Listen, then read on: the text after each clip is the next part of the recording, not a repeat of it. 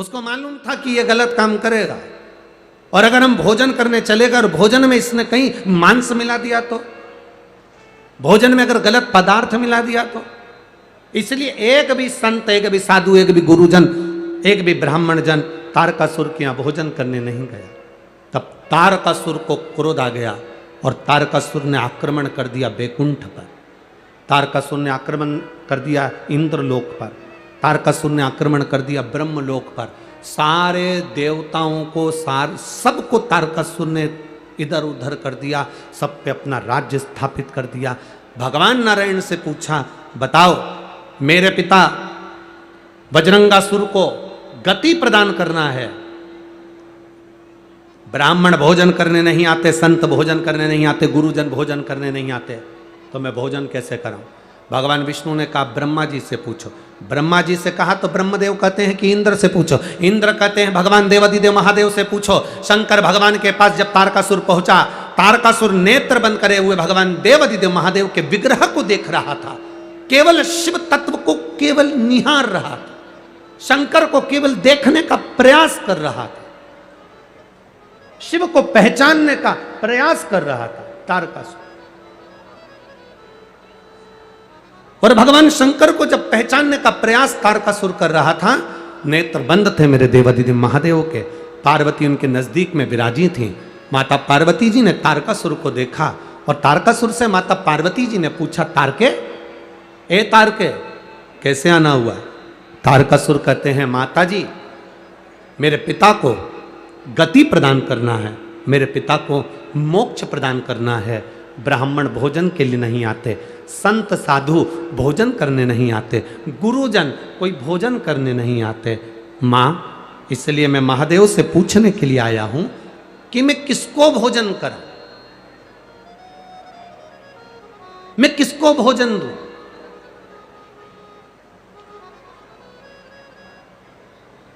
मैं किसको गति प्रदान करूं?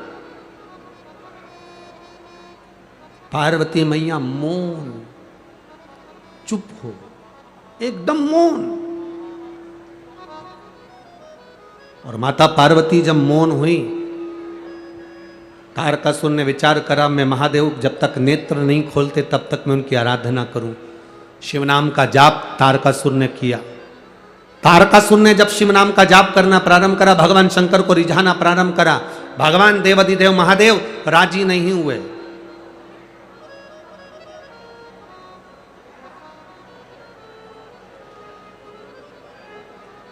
श्राद्ध पक्ष में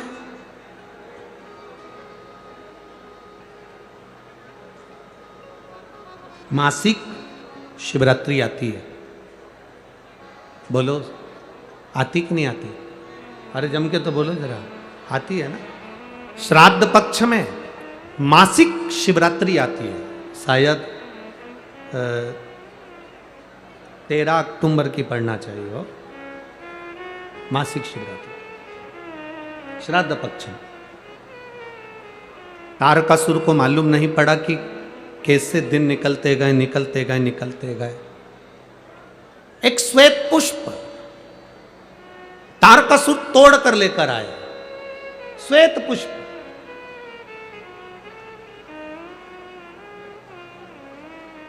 तारकासुर को नहीं मालूम था कि श्राद्ध पक्ष में शिवरात्रि आती है और शिवरात्रि के दिन आज तारकासुर श्वेत पुष्प देवादिदेव महादेव को समर्पित कर रहा है। ये तारकासुर को ज्ञात नहीं, तारकासुर को मालूम नहीं।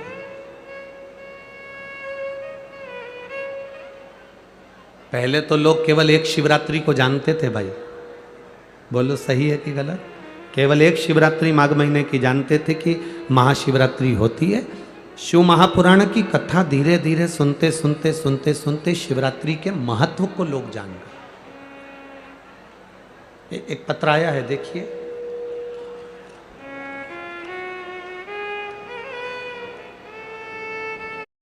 शिवाय नमस्तुभ्यं। दिन ऊपर हुए, चेष्ट में चले जाएगा, दिल से लुटा कर जाए।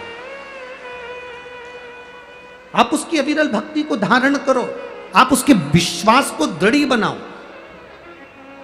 एक शिवरात्रि के एक पुष्प का वर्णन क्या कहता है हमारा शास्त्र, शिवरात्रि का एक लोटा जल क्या वर्णन करता है हमारा शिव महापुराण।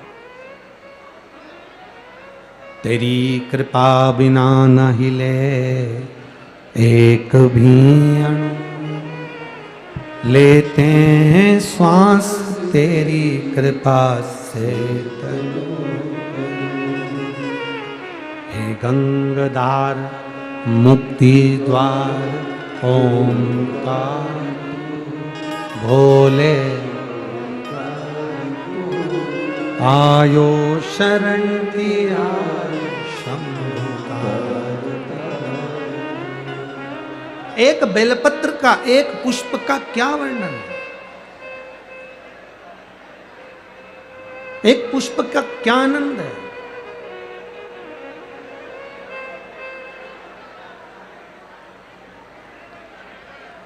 एक पुष्प का क्या रस तत्व है, शिव महापुराण की कथा वर्णन करती है।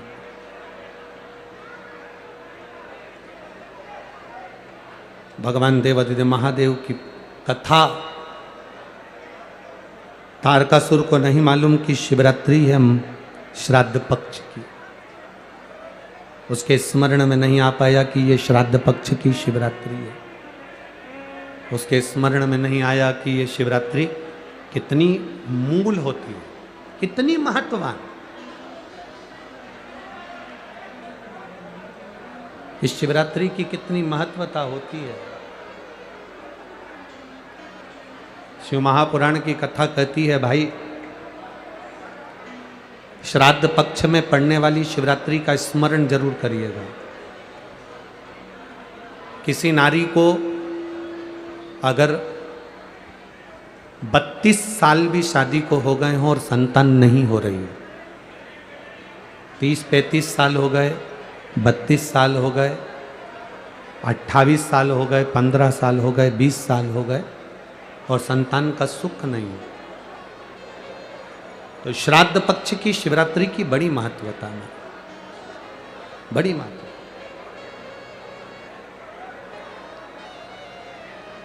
तो शिवरात्रि का बड़ा महत्व है।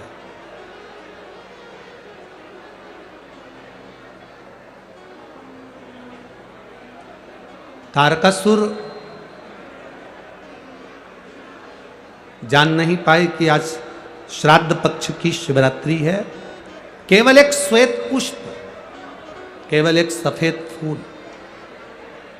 तारकासुर ने लेकर आए और बाबा देवादिदेव महादेव का जो स्वरूप था, भगवान शंकर का जो स्वरूप था, उस स्वरूप पर देवादिदेव महादेव ने शिव जी के चरणों में एक पुष्प समर्पित कर दिया। एक सफेद पुष्प, एक श्वेत पुष्प देवादिदेव महादेव को समर्पित कर, भगवान शंकर को समर्पित किया।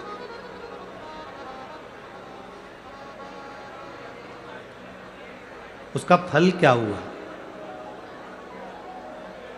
आप लोग भी निवेदन है, प्रयास करना, पहले देख लेना, शायद हमारे हिसाब से तो 13 अक्टूबर को शिवरात्रि होना चाहिए।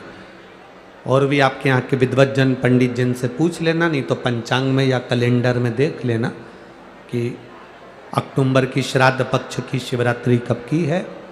जितने लोग आस्था चैनल पर सुन रहे हैं, जितने लोग फेसबुक यूट्यूब पर सुन रहे हैं, जितने लोग इस कथा पंडाल में जो दिल लगाकर और ध्यान लगाकर सुन रहे हैं, आप लोगों से निवेदन, प्रयास करना, एक सफेद पुष्प, एक श्वेत पुष्प, बाबा देवादिदेव महादेव को 13 अक्टूबर को अगर शिवरात्रि है तो श्राद्ध पक्ष की शिवरात्रि के दिन बाबा देवादिदेव महादेव को एक सफेद पुष्प समर्पित कर देने पर अपने मन की कामना कर कर बाबा देवादिदेव महादेव 3 महीने वो कामना पूर्ण करता है। और जिसके यहाँ पर विद्वज्जन ब्राह्मण जन ने कहा हो कि पितृदोष ज़्यादा है या घर में शुभ कार्य नहीं हो रहा या तकलीफ़ें ज़्यादा हो रही हैं, कोई बड़ी बीमारी ने अगर घेर लिया है, कोई बड़ी तकलीफ सामने आ गई हो, तो उनको भी निवेदन करूंगा कि प्रयास करना कि एक सफेद पुष्प अपने हाथ से बाबा देवादिदेव महादेव को समर्पित करना। उसके बाद तुम्हें जो बड़ी बीमारी है उसकी जब शिवरात्रि पर आप समर्पित कर दो, 1 महीना पूर्ण हो जाए, अगले महीने की शिवरात्रि आए, श्राद्ध पक्ष की शिवरात्रि जाएगी अक्टूबर की, फिर अगले महीने की जब शिवरात्रि आए तो उसके पहले आपकी जो बीमारी है उसकी एक बार जांच कराना, बाबा देवादिदेव महादेव उस बीमारी को समाप्त जरूर करेंगे। श्वेत पुष्प,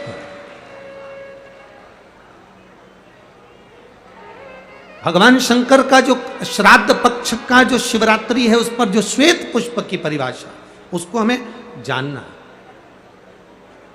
उस परिभाषा।